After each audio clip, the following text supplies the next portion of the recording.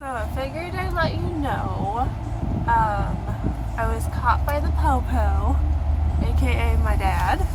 And if you haven't watched my last 3 videos, this won't affect you as much as it will for the people who have been watching my last 3 videos. But I have to cut my shed / tiny house into a 12-foot by 10-foot space instead of a 16 by 16 because of county regulations. And so that's what's going to be going on for a little while. I'm going to be tearing every single last part of my tiny house / shed apart and just rebuilding it to a different size.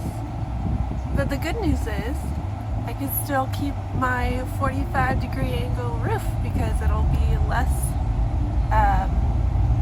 space to work on, so it will be, I guess, less dangerous to put the shingles and things on the roof. So that's the good news. Yeah. I'm still planning on making the loft area, so the loft area will be like my extra space, since I won't have that whole 16 by 16 area space. So it's not a bad deal. I mean, a lot of tiny houses are even 8 foot by 12 or 16. So it does give me more space than even the average tiny house thing build when it's a shed. And you might be wondering what my purpose is for my tiny house shed. And my initial purpose for my tiny house shed will be to use it as a blanket shed. I'll be making giant yarn blankets inside the shed so that I can sell them and make a little bit of profit on it. So that is my initial plan for it, if you were wondering. Alright, I will show you everything that I do. Bye. On a ladder, not figuratively, literally. I have to start taking my beautiful work apart to make it down to size 10 feet by 12 feet. I'm gonna start doing that right now. Yeah, even this height kind of scares me. So I don't know what I'm gonna do about roofing and stuff, but yeah, I don't really have a tripod to put this on, so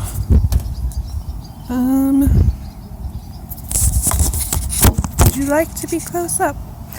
Yeah, so you might be thinking how are you doing all this stuff? And I am doing it mostly by myself. I had help with the painting and the balancing out the little boards on the bottom with my niece and nephew's help, and then obviously putting up the walls with my mom's help. But mostly all the work is being done by just me, and it's a very slow process because just one person working on trying to build 4 walls and then the top part and the roof and the floors and everything that took me to do the floors and the one wall. It took me almost 2 weeks to finish, and I wasn't even finished with it. So this is going to be like a really long process, and I like have been eating a lot more because it's a lot of physical exercise, and I've just noticed like when I'm eating stuff, I'm just like gulping it down instead of before where I'm just like sitting there not really that excited about eating, and now it's like, oh my goodness, food. So today I had eggs and like this morning for breakfast. My breakfast was at 12 o'clock today. I had cottage cheese, 2 eggs, and a cup of orange juice. And then for lunch I had a sandwich that I made out of bacon and sourdough bread, and my mom's watching me.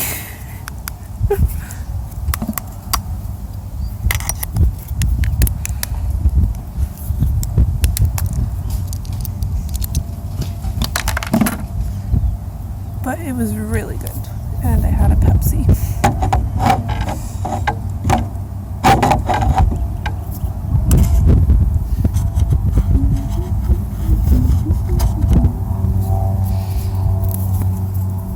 Just taking these angled things off and taking the nails off. I don't have much time before class to do anything, so I'm just doing what I can for like an hour, and then I will do the rest other days. I think I'll just tear everything down, like not show you until like afterwards, and then show you the rebuild. So that's gonna be the title of this video: Tiny House Shed Rebuild. On to rebuilding because I got all of that done off of there, and then I put the top 2x4s down here so that I could measure out 10 feet on each side, so that I can easily just cut it and then put it right back up. I got an owie right here because I was like holding the 2x4 and like I guess it slipped, and then part of the wood made a splinter in my hand. But yeah, that's what I'm gonna be doing after I get back from school, because school is very important, guys. Like I have to go home. I have to go into my house and get ready for school so that I'm not late.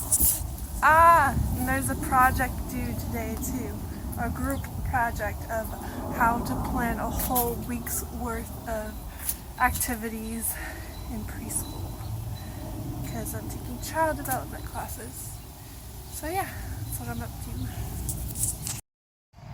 I just got a car wash, so needed it because the back of my car had like pebbles from my blocks that I bought, and now it's all clean and vacuumed, beautiful, shiny, and new. I'm gonna go eat. I'm so hungry. It is, let's see, the 11th, April 11th.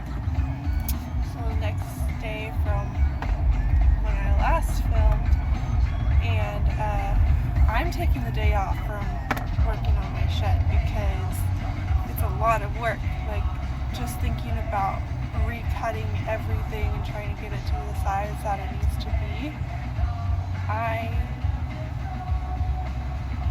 know that's going to be a lot of work. So I'm going to just do my homework. Like, I have homework to do too, so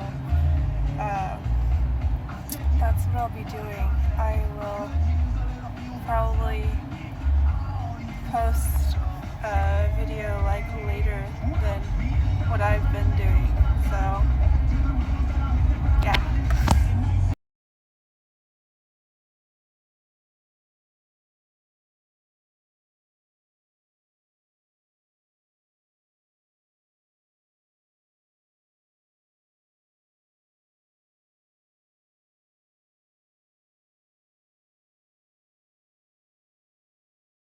were wondering, that was pork pho. It's a Vietnamese soup, and it was so good. I think one of my biggest weaknesses is spending money on food at restaurants, even if I go alone, because food and and I don't mind going to places alone. That's weird, but, and it's enough for like 2 meals, so it's not like I'm spending too much on just one meal. It's like, oh, I take it home and then there's a whole nother meal, and it's so good. But now I'm gonna go home and do some studying or homework, and I'll show you that too. So what I have to do is write a discussion post on one of my child development classes, and it is about childhood abuse and neglect. It's like I have to read an article and just give my opinion on it. That is always fun. I chose to write about the article Violence Against Women Act, and that's basically the article, or the act that was passed by the law, the groundbreaking law called the Violence Against Women Act on September 13th, 1994, and it created ways for women to be safer if they were in an abusive or violent domestic violence situation, and it created shelters for like women's shelters, which I've heard about before. And I just said that like it happened pretty late 1994, and that I've actually gone into a women's shelter before just to figure out information about it, and just for like housing purposes, not for abusive purposes. But I didn't end up getting very much information out of that, and so I just like wrote down my thoughts on like me actually experiencing going into one and seeing what's going on, like if I needed the services or just for even like less expensive housing. Yeah, and I didn't feel like I was helped too extensively. So that's what my little homework post was about. That is not to say that there wasn't a big change after that act went into place. There is a 64% change in adult women being abused, but there's still a big percentage out there that don't have a way out, and that's what I wrote down. And that's about enough of that. I had to respond to another person's post, and then now I have to do a really big assignment. It's going to take me like hours to do, and a lot of observations, because I have to get information with interactions between adults and children.